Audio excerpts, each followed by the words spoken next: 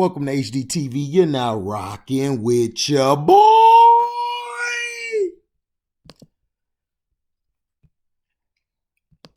This is why so many of us will never ever be united. Everything that the New York Times Charles Blow writes is overwrought and rarely worth considering. But his latest column provides the perfect understanding for why the divide between liberals and conservatives will, for many, if not most voters, only grow wider. Blow wrote Wednesday that the people who chose to deny the president a second term by voting Joe Biden as his successor have to remember the harm caused to them by President Trump supporters. There is always so much talk, wrote Blow, of unity and coming together, of healing wounds and repairing division. Do we prove to them that we can rise above their attempt to harm us, or do we behave in a way that is commensurate with the harm they try to inflict? By harm, Blow literally means physically harm, or at least the attempt to severely restrict our ability to pursue a life of equality. And by our, Blow is referring mostly to blacks, but also illegal immigrants and women, because sexist, racist, bigot, blah, blah, blah. There must also be an acknowledgement, he continued, that the prejudice were trying to harm you in that, but for a few 100,000 votes in the right states, they would have succeeded in exacting that harm. No American was harmed by a single one of Trump's policies. No, in fact, the cross-section of voters supported his main ones, though enough of them clearly detested him on a personal level. That's why Trump's share of the minority vote did not shrink but grew relative to 2016. But Blow and many just like him truly believe in their hearts that they were harmed by their fellow people who supported the president in the 2020 election, which is nearly 75 million people. If a person believes my vote was an act of harm, how could we possibly be united, or that we could politically heal? Not that liberals have generally shown any real desire to heal. They haven't, and sentiments like Blow are why.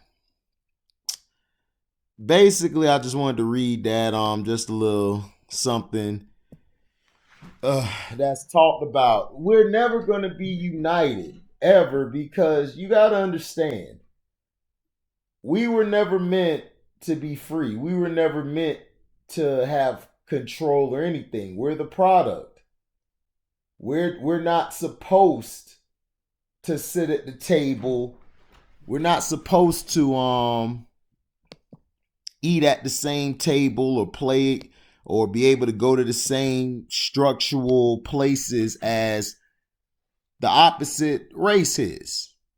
That's what U.S. was made for. The U.S. was made for them to have control over us.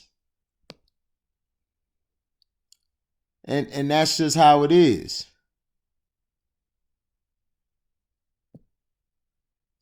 So it's just that people at the end of the day are trying to fight for something that never is going to happen. So why fight for it? Why even talk about it?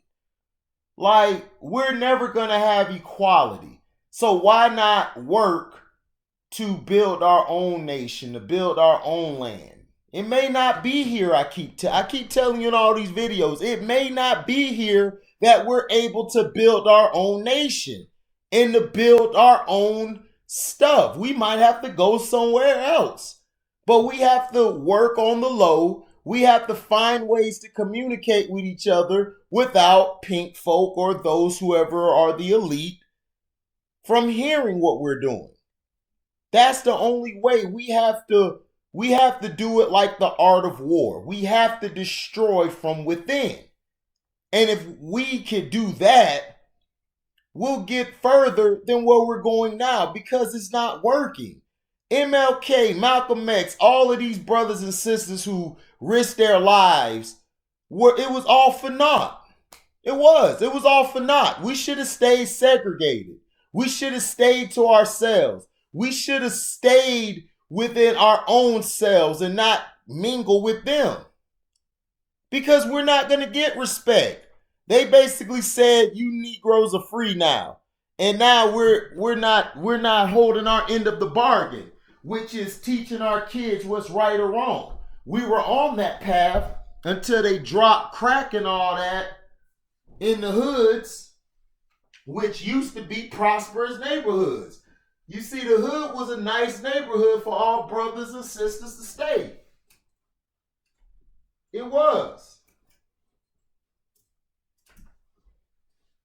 But now, it's like all we do now is basically sell drugs, fight one another over the drugs. You know, it's pathetic. It's real pathetic. And to me, it shows that we have no growth as a society and as a people. We need to wake up and stop trying to say, yo, we could try to be equal, man. Where's our equality? We ain't never gonna get that. I'm not out here fighting for it because we're not gonna get it. The only way we're gonna get equality is when we get that money. We have to bring our money together. Come with people. Come with a structure to fight another structure. And then when we all die, because you know they're going to take out the first wave of people against it, we will already instill in our kids and those under us the seeds to continue to fight. That's the problem. We got comfortable after we were desegregated. No, we should have kept hustling and grinding. But we have all this inner jealousy, light skin, brown skin, dark skin. We all Negroes at the end of the day with no respect. We get none. So I'm not looking for equality. I'm looking for progression. I'm looking for togetherness. I'm not looking for equality with them. We'll never be on the same level of a white person in their eyes. We will continue to be nothing but the scum, nothing but the stuff on the bottom of the barrel. We will continue to be the gum that is under the table. It will never be no equality because of you're a liberal or you're a conservative. I don't care about that liberal conservative crap. I don't. Because all it means is you pick one side. Republicans and Democrats all work together. They don't care about our best interests. They don't. The presidency has never been made for us. The president is the leader of a corporation called United States of America. So stop with this false narrative that equality will exist when it won't. It will never exist. It will never be given to our children's children or our children's children's children. What we need to fight for is strengthening ourselves, strengthening those around us who want to continue to be strong. If you have a friend, whether he's white or Asian or whatever, tell him, this is us.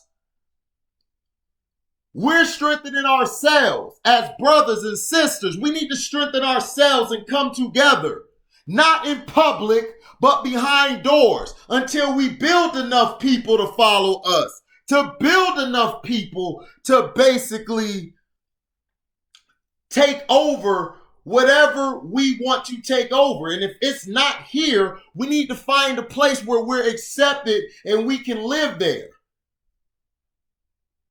We need to find a way to own a state where we could just be the only cohabitants of that state or inhabitants, of those states or whatever we decide. If we want to buy land, we need to find a way to do it.